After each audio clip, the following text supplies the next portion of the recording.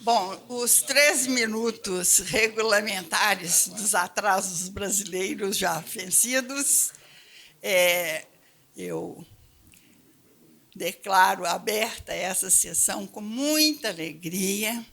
Vejo pessoas muito importantes, não é à toa que elas estão aqui hoje partilhando esta manhã, porque o tema que nos move e comove, esta apresentação do professor Geraldo Magela, ela tende ou pretende ser um momento de ouro da academia, tanto pela retrospectiva que ele traz para nós, da nossa vida, dos significados, das lideranças, das contribuições ao longo desses 56 anos já de existência da academia, e um tanto a mais pelo trabalho dos patronos, pelo trabalho dos próprios acadêmicos.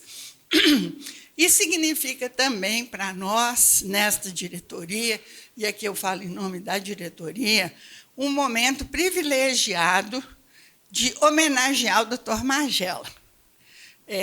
Manifestar a ele a nossa gratidão. Ele tem uma trajetória grande enquanto acadêmico, mas ele vai contar um pouco dessa dedicação dele vamos dizer assim, a elaborar este legado que ele formalmente nos entrega à academia, um grande patrimônio imaterial que nós recebemos e que é o motivo maior desta festa, eu chamo isso de uma festa, nesta manhã.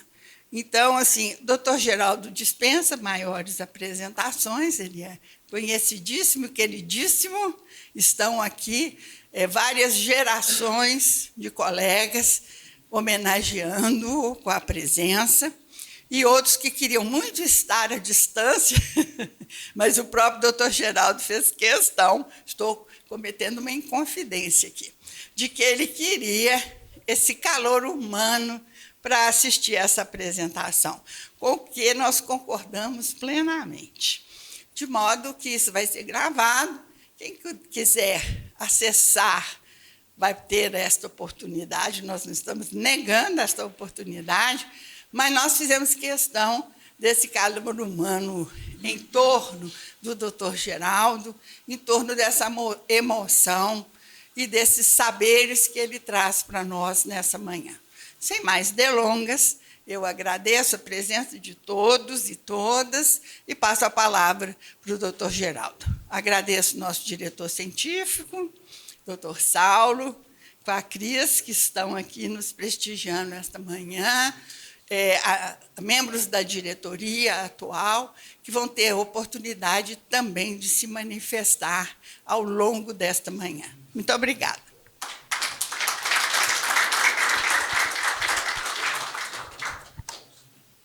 Em primeiríssimo lugar, agradecer a Beth, porque ela falou de mim, a metade é coisa de amigo, não é?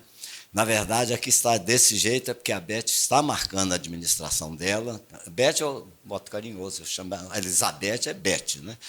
E ela está marcando de uma forma incrível a gestão dela aqui na academia, como foi muito bem marcada por presidentes que estão aqui presentes, como o Cláudio, como o Emerson, como o Walter, e também até a atual diretoria, né? Aliás, acho que é a única academia com tão pouca gente, tem 3 Walter, né? Então, e 2 estão aqui presentes, né? Interessante é o seguinte, eu já vou pedir desculpa inicialmente, porque eu vou falar igual a matraca, numa rapidez louca, então vocês vão, porque senão eu não consigo dar o recado, porque a coisa é muito longa. Eu quero, assim, cumprimentar todos que estão aqui presentes, começando pela nossa presidente, e várias pessoas que... Mas eu queria falar que a minha filha está aqui presente, veio aqui, e ela é casada com o filho de um dos fundadores, Samuel Flan, da Unimed, Marco Antônio Rocha. E a Isabela é casada com meu filho. Então, em nome delas, os presentes que não são acadêmicos, já estou cumprimentando, né? Também o Jairo, que veio aqui de Juiz de Fora, se arrancou de Juiz de Fora para estar aqui, também é o pai de tudo que é história da área da medicina lá naquela região, né? E agradecer a presença de todos, né? O que acontece? Nós fomos convidados. Na verdade, nós íamos entregar esse material, igual o iFood entrega pizza, mas a Beth não ficou de acordo. Ela achou que deveria esse material ser entregue com mostrando o nível de importância, mesmo para valorizar o que está sendo entregue e para saber que não foi qualquer pessoa que fez esse material. Então, há uma história por trás de tudo. As coisas não aparecem como já Manuel Otávio, como grama cresce na beira do meio-fio, né? Então, sempre tem uma história por trás.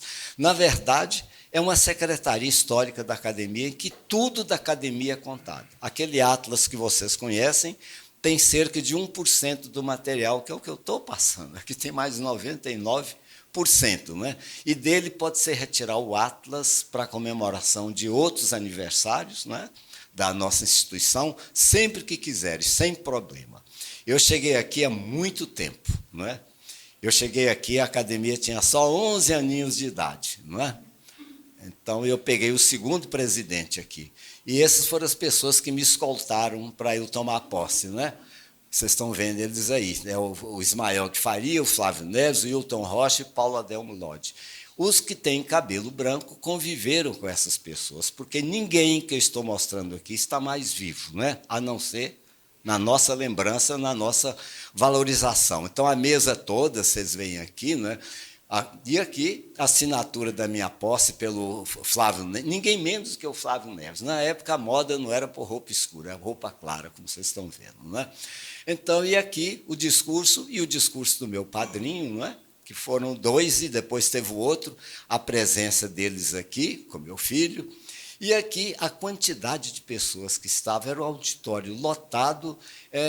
Na época, as solenidades eram raras, não eram essas coisas que todo dia tem, como hoje tem, né? Então vinha muita gente. Quando vocês olham ali, vocês veem ali o Orlando Lobato, vê o Paulo Adelmo Lodge, Oromar Moreira, Navantino, Itamar de Faria. Se olhar mais um pouquinho para trás, vão ver o Argeu Murta aqui, o Javier de Barros, tudo gente, alguns são nomes de rua em Belo Horizonte, são nomes assim de clínicas. Aqui eu com a minha mulher e os dois filhos nesse dia, não é? E aqui com meu pai, que se tivesse vivo estaria com 122 anos, ele morreu com 106. A minha mãe estaria com 112, ela morreu com 97 de uma queda, senão estaria aqui conosco ainda, talvez, né? Então, essas são as pessoas da diretoria, para vocês lembrarem, ou para reverenciarem os nomes daquela época, né? São esses nomes. Todos esses aqui eram acadêmicos, os 9 de cima eram da diretoria, mas fora esses ainda tinha mais gente aqui no dia da posse, né? O Navantino, tá? Apenas lamentei a ausência do professor Edmundo Paulo Pinto, meu pai científico, porque ele faleceu 2 meses antes da minha posse, não é?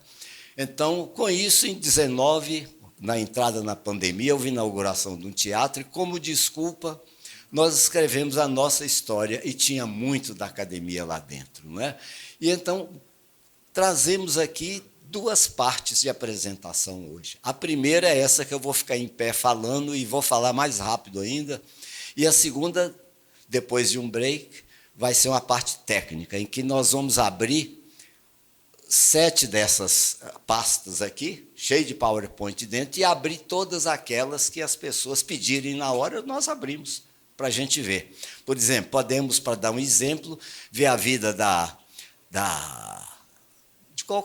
tanta gente, a vida do Vinícius, a sua vida, toda em PowerPoint, com cores, imagens, movimentos. São só 147 histórias em PowerPoint de vocês, não é? Então, isso nós vamos ver a seguir. Mas o motivo nosso aqui, então, todas elas aqui é um primeiro dos arquivos, que é a entrega da secretaria, não é? E hoje nada mais é do que isso. Primeiro, a cultura, a mudança de abordagem da doença para a abordagem do paciente. Eu peço desculpas, aqui não tem criança, porque eu posso escandalizar um pouco para contar uma história. Voltei, formei em 64 na Faculdade de Ciências Médicas, fui morar nos Estados Unidos na época aqui, em Filadélfia, Universidade de Pensilvânia, na Temple, e no Presbyterian Hospital Medical Center. Naquela época, avião tinha só 100 lugares, era aéreos, 36 horas de viagem, era muito interessante. Mas tinha taça de cristal e champanhe francesa, né? Na volta, com barra de cereal, em 10 horas.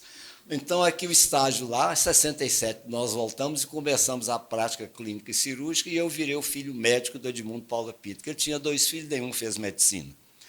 Um engenheiro, um advogado. Então, ele me adotou e eu comecei no consultório dele, lá no Edifício Guimarães, na Afonso Pena, e, literalmente, o Edmundo transferiu para mim, porque ele morreu pouquíssimo tempo depois, ele transferiu toda a clínica dele. Vocês veem a data da foto, é de 67. O americano costuma definir o historiador ou memorialista como um indivíduo que, se ele mata o boi, ele ensaca o berro, porque ele pode precisar do berro também. Então, tudo que eu falo tem sempre foto, tem sempre referência e tem sempre datas, não é? Aqui o Edmundo Valcar. Então, Edmundo, e aqui vocês veem um acadêmico, Jorge Saf. Levanta aí, Jorge, para todo mundo te ver. Foi meu residente, então tem muita coisa que as pessoas aqui presentes, né, passaram por mim. Foi meu residente, olha ele aqui, eu estou aqui embaixo, né? Edmundo, Paula Pinto, Valcar, Nilton Generoso, saudoso Zerbini, né? E o Edmundo transferiu para mim a cátedra na faculdade, eu ainda com meus 26, 27 anos, ele foi presidente da Sociedade Brasileira, fez o Valcar presidente, e eu era assim. Ele me fez presidente com 38 anos de idade, não é? Então eu fui o presidente mais jovem, ou seja, a sociedade ainda se chamava de proctologia, não tinha nem o colo na frente, não é? E aí o tempo foi passando, e o que acontece? Eu passei a fazer atendimentos de noite, numa casa na Avenida Brasil, 850, eu escrevi Medic, essa casa é tombada, não é minha mais, mas até hoje ela está lá, porque ela faz parte disso aqui. Pacientes com distúrbio de assoalho pélvico, DST anorretal, vocês perdoem aí as imagens, não é? Mas é porque eu tenho que mover a parte sentimental para vocês entenderem a história, não é?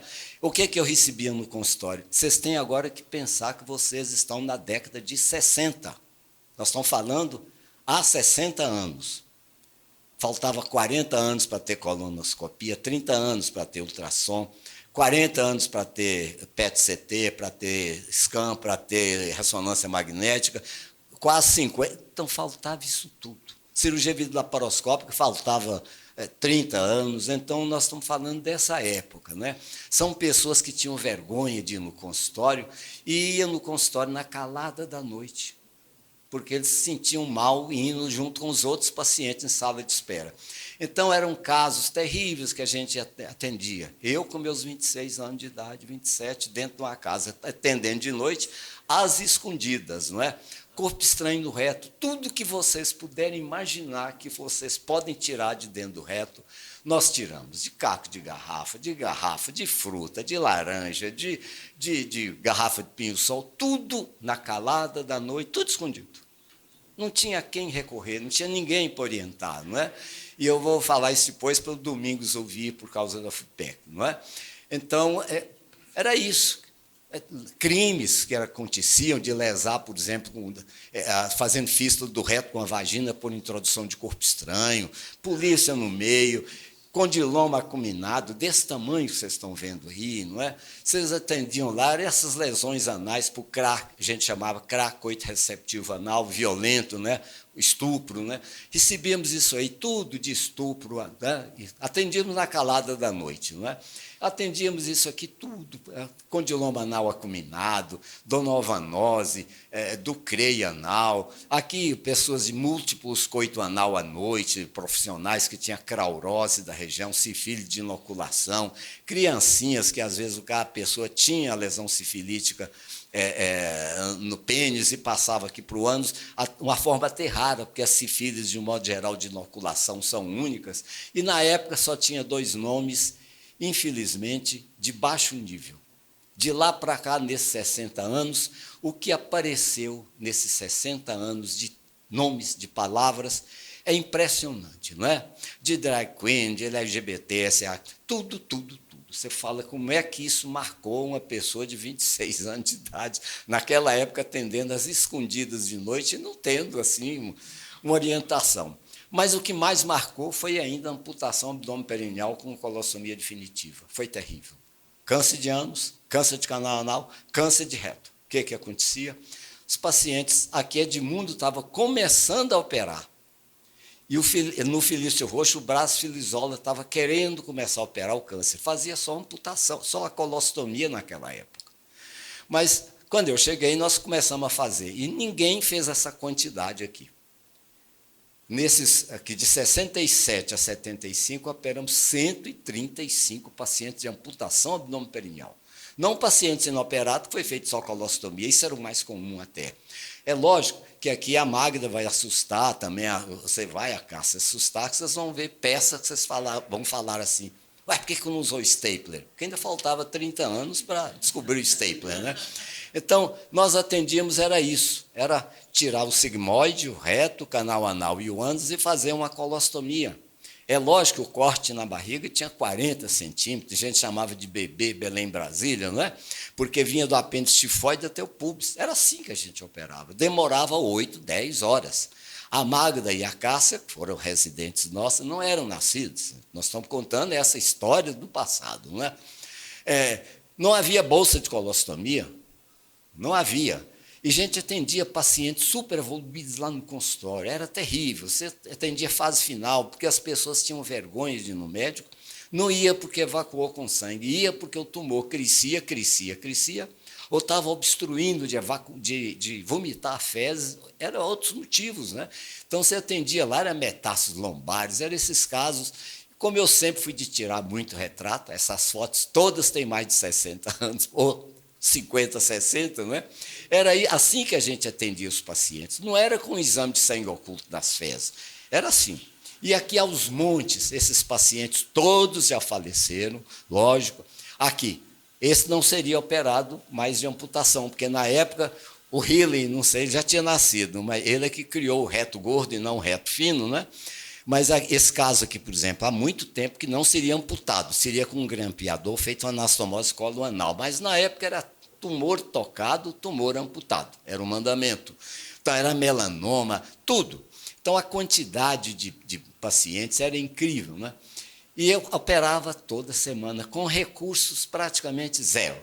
A gente dissecava a parte lá embaixo da pelve, olhando para o teto, porque não tinha iluminação que ia lá, era a palpadela. Você põe a concha da mão envolvendo o reto e ia acabando com a inervação de bexiga, de próstata, de tudo. Sem ver o que você estava fazendo, só sentindo no tato, não é? E era aos montes esses pacientes no consultório, não é? E isso é de cansar de ver a quantidade. Então, era essa incisão imensa, ou lateral, ou incisão mediana. E, na época, não tinha essas bolsinhas chiques que vocês duas e o Minarrini conheceram, não. Na época, não. Na época, a gente tinha, era isso aqui, ó, bolsa de borracha preta e um odor horroroso, porque impregnava de fezes. A pessoa tinha o cheiro de fezes o tempo todo. Não é como uma pessoa que perde uma perna e continua integrado na sociedade. O próprio exalado do cheiro, a pessoa se isolava, saía da sociedade, né? E se analisar bem o que a gente tinha ali, e ali, por incrível que pareça, é para pôr a boca, para soprar, para encher esse balãozinho. Tudo com fezes. Era a única bolsa que existia. É o que a gente tinha. A pessoa ia tossir, saía fezes. Ia tossir, saía gases.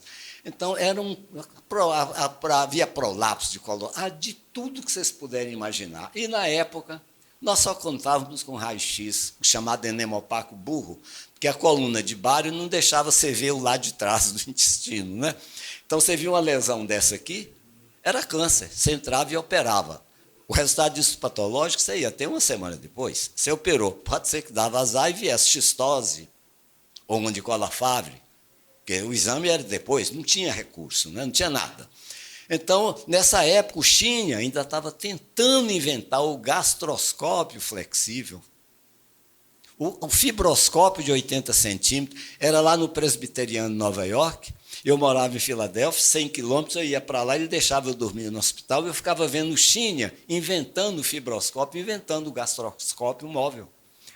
E foi assim, naquela época, cobrança de pacientes sequelados, perguntas, eu não tinha resposta para dar, eu estava preparado ali para lidar com a doença, mas não lidar com o paciente cirúrgico, paciente sequelado, sequelas múltiplas, natureza da doença, pelo cirurgião, sobretudo lidar com um paciente marginalizado até pela própria família. Em vez de apoio, ele era marginalizado, né?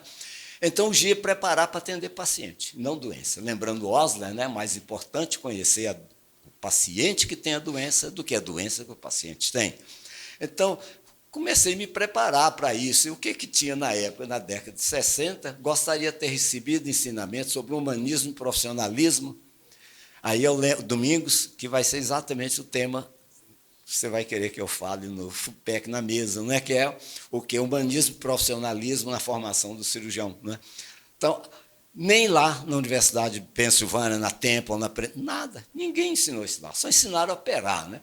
Então, aqui nós começamos aqui, curso de filosofia, curso de psicologia, com o gênio do Célio Garcia, que foi professor da Federal, um cearense de uma inteligência incrível, falava 8 idiomas, chegou a ser meu cliente, conversávamos muito, né? Ele faleceu, tem uns 8 anos, mais ou menos, que ele faleceu. O Celso Enoca é psicanalista, curso de sociologia, mitologia, colegas como a Maí Gomide, né? Geraldo Caldeira, Múcio de Paula, Célio de Castro, o Ivan, que era assistente dele, entregavam um grupo que a gente fazia esses cursos, pagava professores para dar um curso de mitologia, uma coisa desse tipo.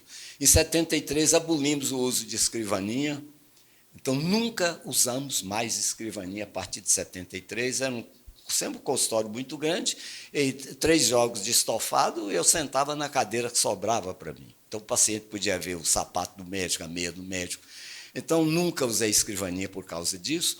Daqui entramos para o psicanalítico, lá na Lavras, que ela é freudiana, né? Psicoterapia, grupo de psicologia, Balint, a Françoise Doutor, terapia de grupo de Françoise Doutor, mexer com criança, costumava falar, você quer ser um grande pediatra, tira o terno, vista uma fralda e assente no chão. Né? Isso é a Françoise Doutor. Grupo Balint, tudo, Escola Brasileira de Psicanálise, que é lacaniana, era aqui em Lourdes, né? Depois que saímos dessa, entramos nessa de cá, e os pacientes que nós operávamos passaram a ser atendidos, sempre com supervisão do psicanalítico. E saíram vários trabalhos publicados em revistas, não de coloproctologia, mas dessa área. Né? Pacientes operados eram atendidos com supervisão, todos, tanto os de câncer, amputação, como de doença sexualmente transmissível e todo tipo de orientação. E quase que eu parti para a psicanálise e abandonei a colopro. Então, na época, era muita gente. Como era muita gente, tinha gente de... Então, tinha, por exemplo, a Ampassan, uma escritora, ela é uma poetisa, não vou falar o nome, ela gostava muito da fala da Amendoeira e ela reescreveu a fala da Amendoeira com o que ela sentia. Né? Ela assim, não tenho mais 1000 anos, e agora, José? Tenho uma colossomia, e agora, José? Tenho algo que meu cérebro, Jair, não reconhecia. E agora, José? Não tiraram uma doença de mim, trocaram por outra, colostomia. Fiquei estéril, numa terra seca, fiquei impotente. Quando tento uma carícia, surge meu companheiro de fezes. Né? Olha lá, sou educado, mas sai gás sem controle. Não, ora urino nas roupas, ora por sonda. Tem cheiro de fezes, a casa também. Não tomo refeições junto com os outros, a pessoa se isolava, né? Não controlo nada, pois não controlo, sou diferente dos outros, quero algo em troca do que me foi retirado. É lógico que a colostomia naquela época mexeu com gente, eu vou dar o exemplo de 4 médicos que a colostomia mexeu demais com eles. O primeiro exemplo que eu dou, o Alcino. Mexeu tanto com o Alcino que ele queria tirar a colostomia da barriga e pôr onde era o ânus e escreveu o livro. Tratamento do câncer, e sem ser coloproctologista. Ele se sensibilizou tanto com os colostomizados e operou pacientes meus para tirar a colostomia. Eu operei com ele, de tirar da barriga, ou seja, o que ele queria era exatamente isso, era tirar a colostomia que estava na barriga e passar. É uma cirurgia simples, mas ele é que teve a ideia. Né? As coisas são simples, mas tem que ter alguém com ideias geniais. Né? E o Alcino, nós convivemos muito com isso, escrevendo, trocando escritas um com o outro. Outra pessoa que ficou extremamente sensibilizado é um cearense de uma inteligência invulgar, Pedro Henrique Saraiva Leão, presidente da Academia Cearense de Letras, morreu de Covid, não é? É um cearense, a cabeça tinha que ser grande para caber a cultura dele. Ele falava 6 idiomas, né? Uma pessoa incrível. Aqui no Meus Zeus, o Pedro Henrique, é que ele falava: não temo ter câncer, temo que canses de mim. E vai uma poesia maravilhosa. Aquele Ilha da Canção: vou te dar um relógio sem ponteiro para que nosso tempo não passe. E lá vem poesia, né? E ele ousou o inosável, né? Misturar. Ele fez nada mais, nada menos que misturar a Voapuru da Tarsila do Amaral. Ele misturou o perfume da pintura com o cheiro da colostomia. Ele ousou misturar os dois. E misturou com a autorização. A Tarsila, ela teve 3 casamentos, né? O quadro dela está na Argentina. Ela teve 3 casamentos e interessante é que do segundo casamento ela teve 2 filhas e uma das filhas era amiga do Pedro Henrique, que autorizou a colocação dessa tela aí, e com a descrição toda. E ele que descreveu a síndrome pós-colostomia, que virou uma história universal. O que é isso? O que deixa de ser, né? Tolhidos pelo constrangimento, pelo pavor de sujar as vestes em público, ou incomodar o outro com cheiros e ruído não sancionado pela civilização. Essas pessoas traumatizadas, estigmatizadas, tendem a evitar contatos sociais, antropófagas, misantropas, anacoretas, párias do mundo circundante. É o que virava. Mais uma pessoa que também se incomodou muito, acho que vocês duas conheceram. Vocês conheceram o Marvin Korman, o maior cirurgião do século do 70, 80 nos Estados Unidos. Eu tive a honra, eu traduzi uma opção de livro, e eu traduzi o livro dele, é um compêndio. E nós traduzimos esse compêndio do Marvin Korman. Olha a frase que ele deixou: a amputação do reto com colostomia é um prolongamento da doença e um dos mais constrangedores procedimentos cirúrgicos que já executei. Olha essa palavra dita, Domingos Jair, pelo cirurgião, né? Ele mesmo achava, ele se sentia mal fazendo a cirurgia, não é? E é um cara... E aí também, o quarto que se incomodou foi eu. Eu me incomodei terrivelmente. Eu me incomodei em 1988. Escrevi esse livrinho em 88. Extremamente incomodado, e coloquei nesse livrinho 10 pacientes que tinham sido publicados em revistas de psicanálise. E coloquei eles aqui. Só que eu não tive coragem de publicar em 1988. Ele ficou guardado 30 anos. 30 anos ele ficou guardado e publicamos ele em 2018. Esse livrinho foi lançado em vários lugares, inclusive aqui na academia, e vocês veem aqui os saudosos Gilberto Madeira aqui atrás com o Geraldo Caldeira, não é? O Cacheta está aqui, o Emerson aqui, a nossa presidente aqui, o outro Walter Antônio está aqui, lá atrás estão de comédia, o Antônio Carlos. Então, foi lançado aqui está a Marinês, e o interessante nesse lançamento é que vocês veem um violinista lá atrás da Marinês. O lançamento foi feito pela academia, pela Associação Médica. Foi lançado também lá na Faculdade de Santa Casa, que vocês veem conhecido dos mais antigos, né? O Carlos Maurício, que morreu recentemente, né? O Zé Augusto, que está vivo, o Chagas, que está viajando, por isso que ele não está presente, né? O Marcos Vinícius Gomes, né? E aqui, o Jair se lembra dessa Lucasiana que nós tivemos para lançar esse livro. No lançamento desse livro, aqui os saudosos Geraldo Caldeiras e o Raimundo Lippe, que também assinaram no prefácio desse livro. Eles estavam lá. Aqui foi uma mesa sobre sequelas, em que o Jair Rasos falou sobre sequelas da área dele, da neurologia. A Bárbara Passi, mastologista, falou da sequela de câncer de mama, e nós falamos da sequela do câncer de reto com o lançamento desse livro. Foram de 973 pacientes que nós operamos de câncer, 380 deles foi de câncer retal, 135 foram amputação, e 10 é desses 10 que conta a história desse livro. E aqui a figura muito saudosa, não é, Cláudia, do Caldeira, não é? E quando eu estava falando, no meio da fala, entra um violinista tocando Jesus, Alegria dos Homens, interrompe, né? Aí eu paro para escutar Jesus, Alegria dos Homens, aí depois vem Sounds of Silence, de Simon de Garfunkel. Então, aí depois nós lembramos que era o lançamento do livro, não é, Beth? Você estava lá? Então, são as lembranças que... e aqui vocês notam, pela nuca, ali você sabe quem são, né? Cerufo e o Gilberto Madeira, né? Porque são reconhecidos pela nuca. Não é? Então, não vamos falar disso aqui, não vamos falar disso. Aqui são os títulos desses pacientes, mas só lembrando que meu apartamento é cheio de presentes dados para o paciente amputado e colostomizado. E um dos presentes, só pus aqui para ilustrar, Gepeto e Pinóquio. Eu pensei que o Ernesto estivesse aqui. Foi um paciente que o Ernesto encaminhou para mim, internado no São Lucas, com um câncer inoperável de reto, que tinha 1 ano antes perdido o filho num pega de carro, filho único.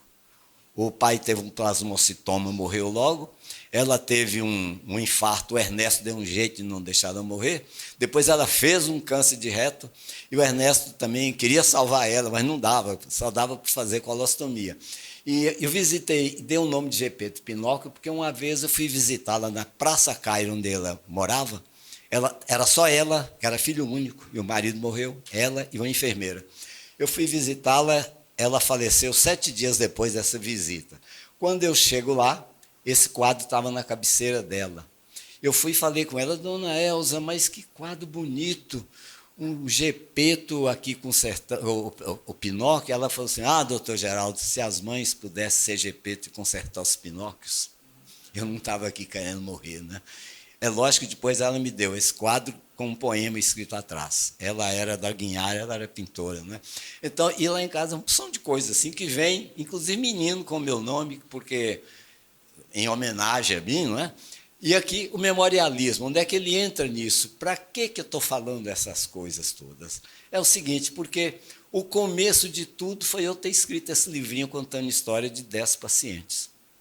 Aí me deu vontade de escrever história. E comecei a escrever história da Santa Casa, da Sociedade Brasileira de Proctologia, da Associação Médica, da Academia, da Faculdade de Ciências Médicas, da FELUMA, da Turma de Formando de 64. Não parei, foram 14 atlas. Então, foi por aqui, por causa disso aqui. Tive gosto, continuei traduzindo, e depois fundar e ser curador de vários centros de memórias. Vamos passar mais rápido.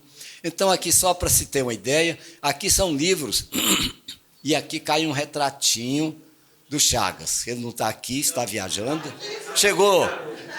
Parece que você fez comigo, né? O Chagas é meu. O Chagas é meu afilhado. Chegou da hora, hein, Chagas? É meu afilhado aqui na academia, né? E o Chagas, nós temos uma história incrível, né? Porque eu fui professor dele no curso de medicina, depois ele se vingou de mim, foi professor meu no doutorado, né? É ele aqui. Então, nessas participações aqui, nas participações científicas, de publicações de livro científico, né? Nessas publicações, traduções, várias traduções, aqui são algumas. A Sinara acabou de mandar um zap, que ela está em São Paulo, no congresso, por isso que ela não está presente, mas ela participou, traduziu comigo a história da medicina, não é? O Cambridge Illustrated History of Medicine, ainda na época do Stephen Hawking, lá em Cambridge. E eu ganhei de presente, e a Cambridge para levar a tradução do livro, que foi a 34ª tradução no mundo desse livro, né? Então, são alguns livros. Depois, alguns livros aqui que foram editados ao verdinho da academia, está aqui, e vai ter breve aqui, em 2 volumes, da Associação Médica, não é? E aqui, eles abertos, e aqui apenas mostrando para você que esse livro, eu gosto muito de escolher muito bem meus coautores, né? Caio Benjamin Dias, ele e o Laurentes foram meus coautores aqui, não é? Nesse livro tem 800 páginas, contando a história dos 50 anos da faculdade, e nós 3 trocamos muita figurinha na faculdade. O Caio é um dos 11 fundadores da faculdade, não é? E histórias. Essa pilha aqui são atas contando histórias, não é? Então, esse mundo aí de atlas, não é? Contando história. Tem história para todo lado, a Sociedade Brasileira de Proctologia. Aqui o lançamento que foi com o Wagner, e depois o lançamento ele, que já foi com o Emerson, do editado, né? E com isso também vieram o Centro de Memória. Então, vocês têm que saber que o que nós estamos deixando é sério. Não é uma coisa da pessoa que brincou e deixou. Não. É um respeito à academia falar por que está sendo feito isso. Falei de você já aqui, porque você estava no dia do lançamento do livro, né? Você era presidente da Associação Médica Marinês, não é? O Centro de Memória Ciências Médicas, olha lá, foi o primeiro que nós criamos, um centro de memória, ficou maravilhoso. Pena que não está aqui presente, o Nicomedes não veio, que é raro, né? O Nicomedes não está presente. A maior, e aí, Fernando, aproveito que você está aqui presente, a maior coleção de oftalmologia, talvez do Brasil, nós temos no Centro de Memória. O Nicomedes deu tudo que era dele e do Wilton Rocha para nós. Então, tudo da oftalmologia foi dado para nós lá. O segundo Centro de Memória foi esse aqui na Andradas, no Campus 2, que tem uma parte que é dedicada também ao odonto, porque foi criado o curso de odontologia. O terceiro Centro de Memória foi inaugurado agora no mês passado, né? Nos 75 anos da faculdade. É um centro de memória também que está ficando muito bonito, não é? Depois vem o outro centro de memória, que é o Centro de Memória da Santa Casa de Belo Horizonte, que tem o nome do Manuel Higino. Ele foi fundado quando a Santa Casa mudou de cor, passou da cor amarela para a cor vermelha e mudou todos os emblemas, todo o significado. E lá também, olha a beleza que ficou a maternidade Uda Brandão, né? Então, ela ficou com um andar de baixo, onde funciona a provedoria, a superintendência, a parte de cima, que é o Centro de Memória. Toda a reforma bancada pelo Bradesco, né, foi reformado, até fechadura foi mantido o original. Incrível, ficou uma maravilha. E lá eu tive o prazer também de... Eu estou aqui igual bobo, olhando esse atlas que nós escrevemos, sendo colocado aqui nesses totens aqui. Então, e depois o Centro de Memória José de Laurentiis Medeiros, que é o Centro de Memória, ao mesmo tempo dos 80 anos da Associação Médica e dos 55 anos da Academia Mineira de Medicina, que é esse Centro de Memória lá embaixo, que vai passar a funcionar agora a todo vapor com a contratação da museóloga, né? Aqui, a inauguração desse Centro de Memória, com a Beth, o Fábio, o Wagner, o presidente da FELUMA, nós aqui do lado, foi essa inauguração. E uma história rica e emocionante do jubileu. Então, estou correndo, porque depois nós vamos ter um intervalo para ir passar a parte técnica, né? Que é a passagem.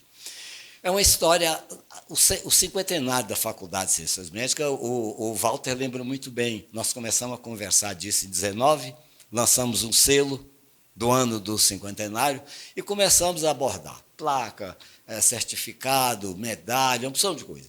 E como não havia dinheiro, o dinheiro estava curto e muito difícil da pandemia, você lembra? Nós resolvemos colocar o atlas que viria a ser lançado por você e pelo Emerson, nós colocamos num pendrive.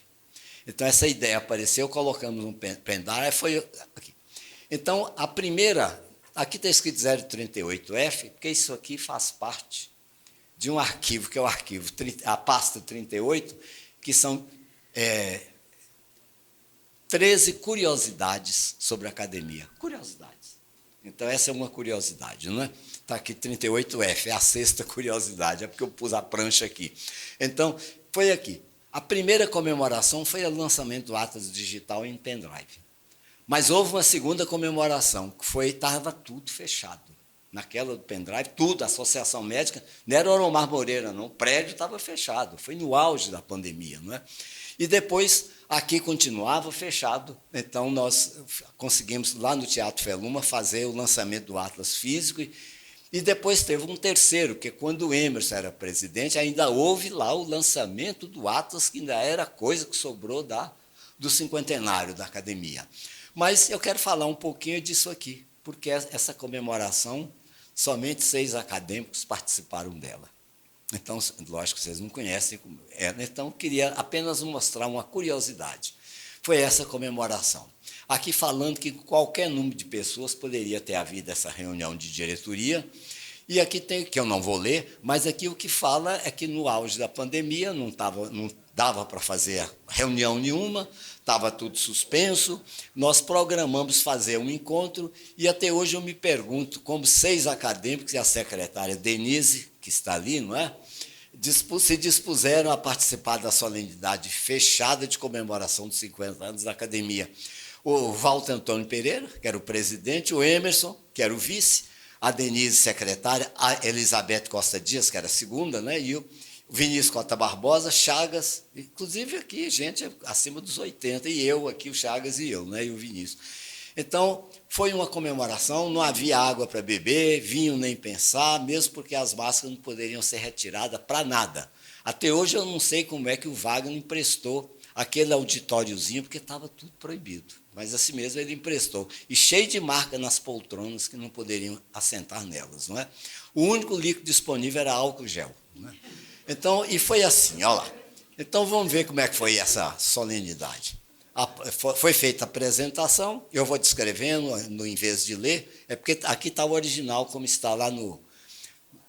Aqui foi a plateia, né? A plateia era essa, estou de máscara, não podia tirar. O Chagas ali, o Vinícius acolá, aqui o Emerson, aqui a Beth e o Walter aqui. Era assim. Aqui, né? O Chagas lá de cá o Vinícius. Mas aqui o Emerson, aqui já está tendo uma aglomeração, né?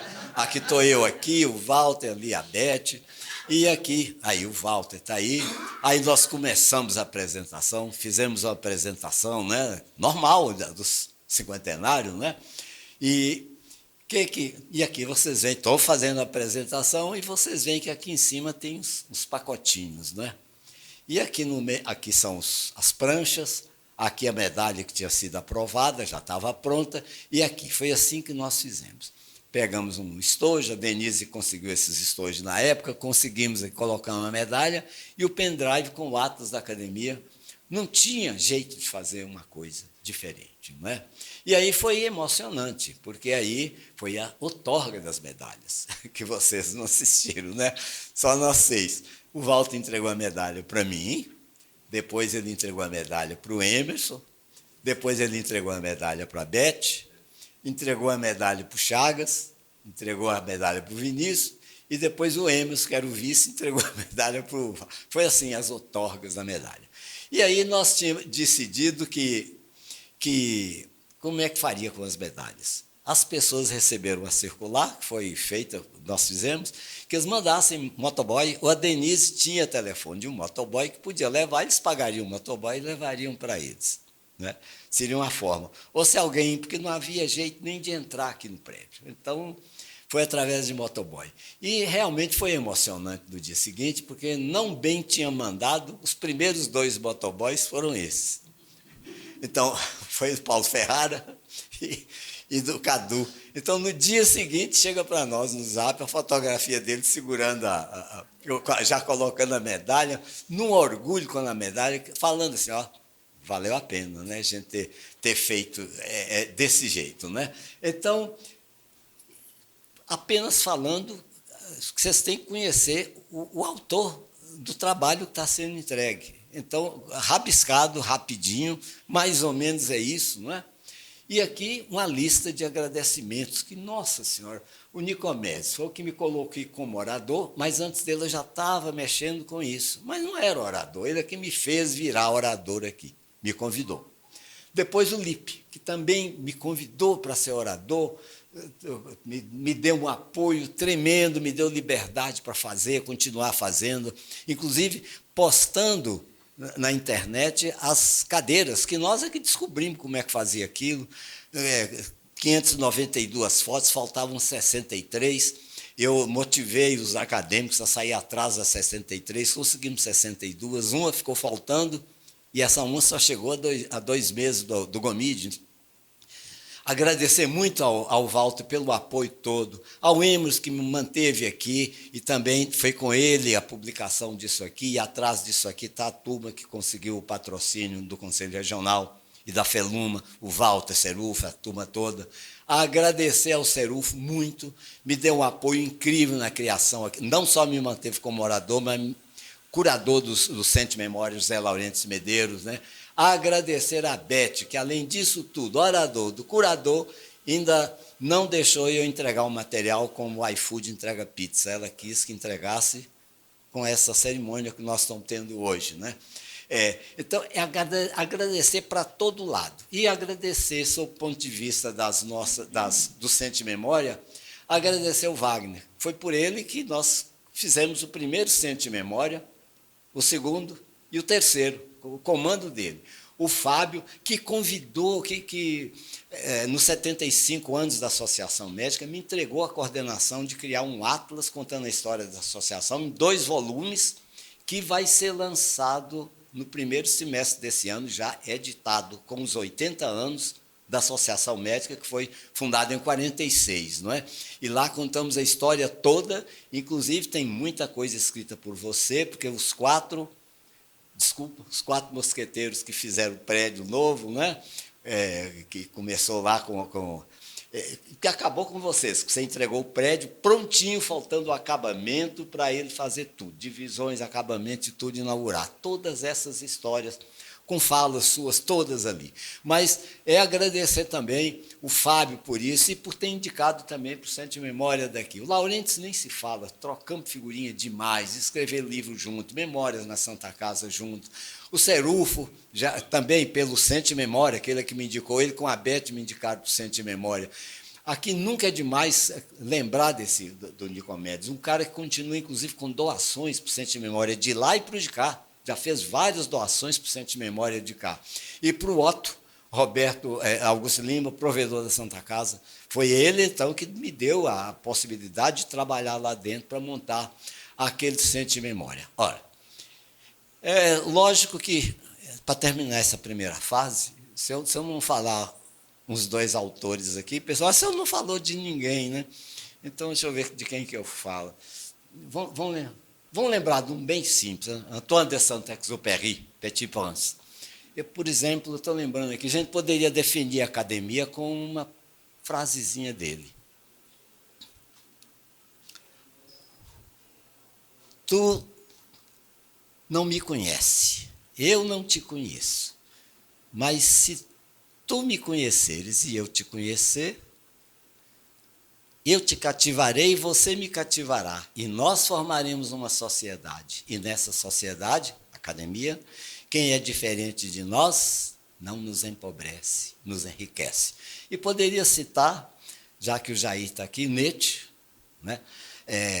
Antes de eu citar o Nietzsche, eu gostaria de falar que ontem o Samuel Flan esteve presente lá na peça. Olha, gente, que você, inclusive, assinou no começo a peça do Angelim, um professor de humor, é alguma coisa maravilhosa. Eu acho que eu já assisti tudo, Jair. As últimas que eu assisti Deleite Depois Delete, Maio Antes Que Você Me Esqueça, para mim essa disparada, né?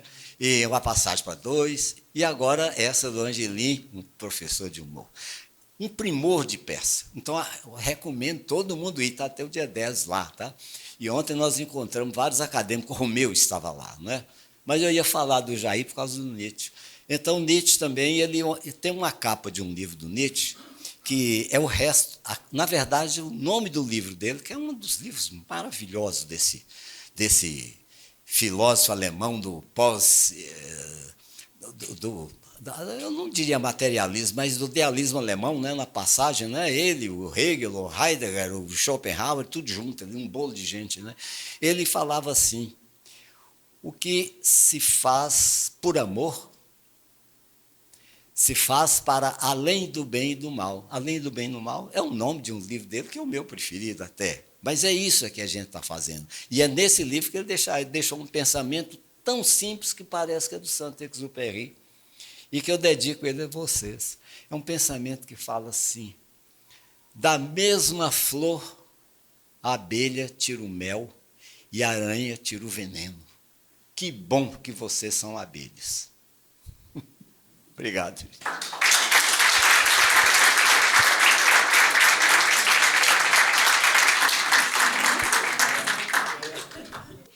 Nessa emoção, eu gostaria de convidar a todos para a gente brindar aqui à frente com um vinho, com um café, com alguma coisa, porque merece, né, doutor Geraldo? Por favor, né?